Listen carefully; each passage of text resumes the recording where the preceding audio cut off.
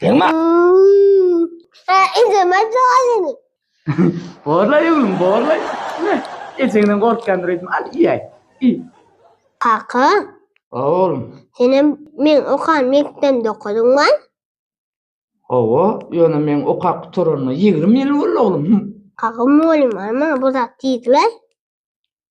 Näme diýdi? 20 yıl bundan öň sen altı boy okak gitdi diýdi. Şo senmi? Tur götür. İzlemez o. Ay balya bar bakanaňam geçeni. Geçenden korkkandyr etme maňa. Kaka. Kaka. Masih ngajar nuray. Näme etjek? Ay masih duracak.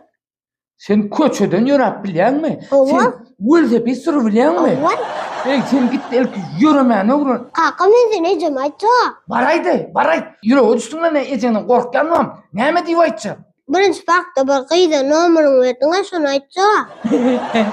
Ne oğlum? Ne açar? Şunu alayım oğlum. Bar oğlum bar. Yuvos gülen öwreni verme. O tigir pigir sırp gel özüm közäp görme. İlk maşyny öwrenip başlama. Bar oğlum. Ecen işte aýtma oğlum. Bar oğlum bar. Bar oğlum. Kaka. Oğlum. Hele ole. Ayıp kız patela oğlum. Diye kim var la kamda.